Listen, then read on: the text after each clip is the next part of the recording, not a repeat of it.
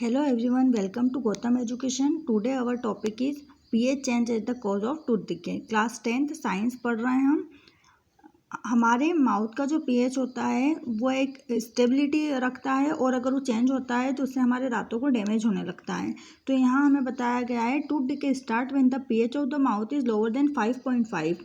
जब हमारे माउथ का पीएच 5.5 से कम हो जाता है तब हमारे दांतों में डैमेज स्टार्ट हो जाता है. Tooth enamel made up of calcium hydroxide a crystalline form of calcium phosphate. It is the hardest part in the body. है ना. यहाँ पर एक तो आपसे क्वेश्चन जीके का भी बन रहा है कि हमारी बॉडी का ह्यूमन बॉडी का हार्डेस्ट सब्सटेंस कौन सा होता है. तो जो इनेमल होता है, दांतों के ऊपर जो कवर पाया जाता है उसको इनेमल कहा जाता है और वो इनेमल हार्डेस्ट पार्ट होता है बॉडी का. कैल्शियम हाइड्रोक्साइड से बना होता है वो, और ये किसका क्रिस्टलाइन फॉर्म है? कैल्शियम फॉस्फेट का. कैल्शियम फॉस्फेट का क्रिस्टलाइन फॉर्म होता है ये. It does not dissolve in water but is corrode when the pH is mouth is below 5.5. Water से डिजोल्व नहीं होता है बट अगर हमारे माउथ का pH 5.5 से कम होने लगता है तो फिर कोरोड होने लगता है और डैमेज होने लगता है. Bacteria present in the mouth produce acid by degradation of sugar and food particle remaining in the mouth after eating. जब भी हम खाना खाते हैं तो हमारे खाने के पार्टिकल हमारे दांतों पर जमा हो जाते हैं. तभी हमारे माउथ में एक बैक्टीरिया वर्क करता है और वो इन सारे फूड पार्टिकल को एसिडिक बनाने का काम करता है. The best way to prevent this is to clean the mouth after eating food using toothpaste. ठीक है, तो इसीलिए कहा जाता है कि हमेशा हमें ब्रश हम डेली करते ही हैं बट खाने के बाद भी हमें हमेशा ब्रश करना चाहिए ताकि हमारे दांतों में डैमेज स्टार्ट ना हो.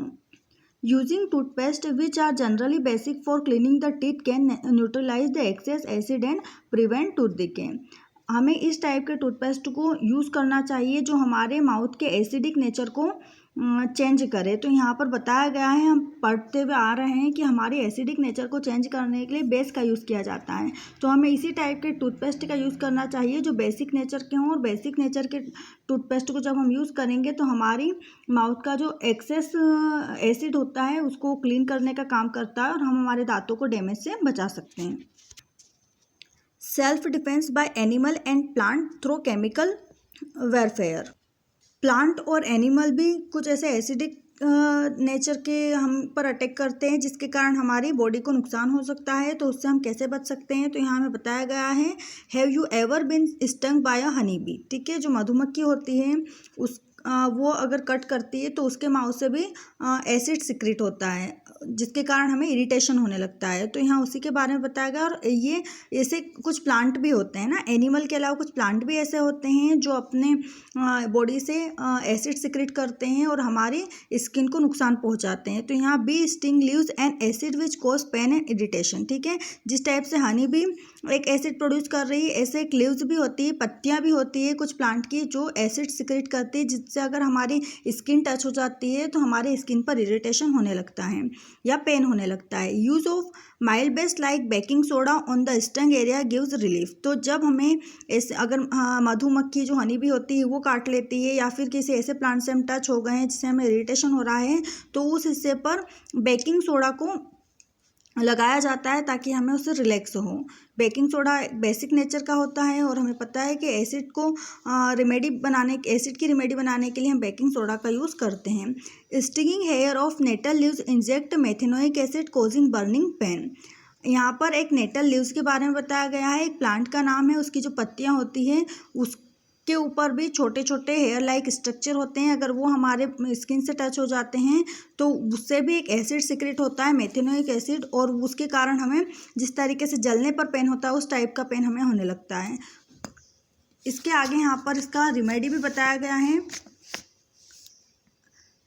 Nature provide neutralisation option. ठीक है, क्या कहा गया है कि अगर हमारे कहते हैं ना कि अगर हमारे पास कोई प्रॉब्लम आती है तो उसका सॉल्यूशन भी लेकर आती है. तो यही बताया गया है कि हमारे यहाँ पर ऐसे कुछ प्लांट हैं जो एसिडिक नेचर के होते हैं जो हमारे लिए नुकसानदायक होते हैं, लेकिन उसके साथ उसका सॉल्यूशन भी होता है कि उस चीज़ को हम कैसे ठीक कर सकते हैं. तो यहाँ वही बताया गया है.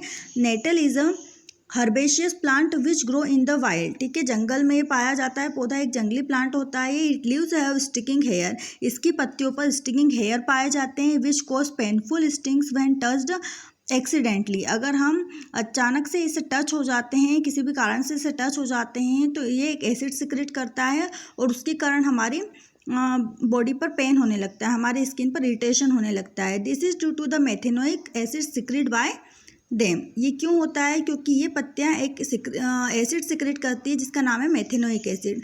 A traditional remedy is rubbing the area with the leaf of dog plant.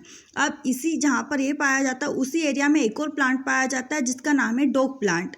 ये डॉग प्लांट इसकी रेमेडी है। अगर हमें नेटल प्लांट से हम किसी कारण से टच हो गए हैं और हमें पेन या इरिटेशन हो रहा है, तो वहाँ डॉग प्लांट नाम का एक और प्लांट होगा जो इस चीज़ की रेमेडी बनने का काम करता है और हमें इसके इरिटेशन से प्रिवेंट करने का काम करता है। Which often grow beside the nettle in the wild, can you guess the nature of the dog plant? So next time you know what to look out for if you accidentally touch a nettle plant while trekking. Are you aware of any other effective traditional remedy for such stings? ठीक है, तो अगर हम कभी ऐसे area पे जाएं जहाँ पर हमें किसी ऐसे प्लांट से टच हो गए हैं जो एसिड सिक्रेट कर रहा है, तो हमें उसकी रेमेडी के बारे में पता होना चाहिए कि उस इरिटेशन को हम किस तरीके से अपने आप को उस इरिटेशन से बचा सकते हैं। और भी ट्रेडिशनल ऐसी बहुत सारी रेमेडीज़ होती है जो किसी भी टाइप के, अगर हमें किसी इंसेक्ट ने कट कर लिया है तो हम किस तरीके से उससे बच सकते हैं। ऐसी बहुत सारी अलग अलग टाइप की ट्रेडिशनल रेमेडी भी हमारे इंडियन कल्चर में बताई जाती है। Rain water is slightly acidic in nature as in the acid dissolve in the rain water to form carbonic acid. ठीक है, रेन वाटर के अंदर जब एसिड बढ़ जाता है, मीन्स जब बारिश हो रही होती है और हमारे इन्वायरमेंट में एसिड पॉल्यूटेड है, तो वो एसिड बारिश के रूप में बरसने लगता है और उसी बारिश को रेन वाटर का एसिडिक रेन कहा जाता है। और ये एसिडिक रेन हमारी अर्थ के लिए, एनिमल के लिए, प्लांट के लिए, सभी के लिए हार्मफुल होती है। ये रेन वाटर जो होता है कार्बोनिक एसिड के फॉर्म में पाई जाती है। इंडिकेटर्स, पीएच इंडिकेटर्स हम पहले ही रीड कर चुके हैं, जिसमें हमने एसिड और बेस के नेचर को आइडेंटिफाई करना देखा था। कुछ ऑल्फैक्टरी इंडिकेटर्स भी होते हैं। Those substance which order change in acidic और basic medium are called olfactory indicator. Those substance whose order change in acidic और basic medium are called olfactory indicators.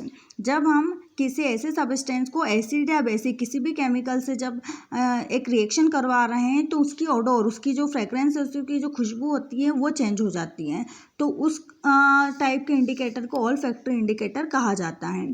जैसे यहाँ एग्जाम्पल दिया गया है वेनिला, ऑनियन और क्लोव, ये इस टाइप के ऑल्फैक्टरी इंडिकेटर के एग्जाम्पल हैं। सम नेचुरली अकरिंग एसिड्स, कुछ हमारे नेचर में पाए जाते हैं ऐसे सोर्स जो खुद एसिड सिक्रेट करते हैं। तो किसमें किस टाइप का एसिड पाया जाता है इस टेबल में बताया गया है। जैसे विनेगर जो सिरका होता है उसके अंदर एसिटिक एसिड होता है, फॉर्मूला होता है CH3COOH। आप फॉर्मूला नोट कर सकते हैं क्योंकि यहाँ आपको विजिबल नहीं होगा। ऑरेंज साइट्रिक एसिड पाया जाता है C6H8O7। टेमरिंड, इमली जो होती है उसके अंदर टार्टरिक एसिड पाया जाता है C4H6O6। टोमेटो जो होता है उसके अंदर ऑक्जेलिक एसिड पाया जाता है C2H2O4। कर्ड जो होता है दही, उसके अंदर लैक्टिक एसिड पाया जाता है C3H6O3।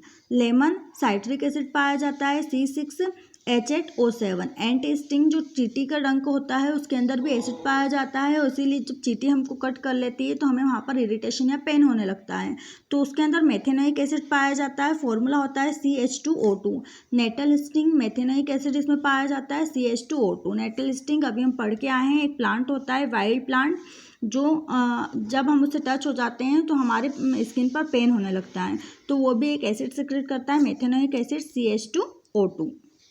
तो यहाँ इस टेबल में कुछ नेचुरल सोर्स और उनसे किस टाइप के एसिड सिक्रेट होते हैं उसके बारे में बताया गया है। देन नेक्स्ट टॉपिक हमारा है मोर अबाउट सॉल्ट, है ना। सॉल्ट के बारे में हम और क्या क्या जान सकते हैं। तो यहाँ हमारे टॉपिक में दिया गया है।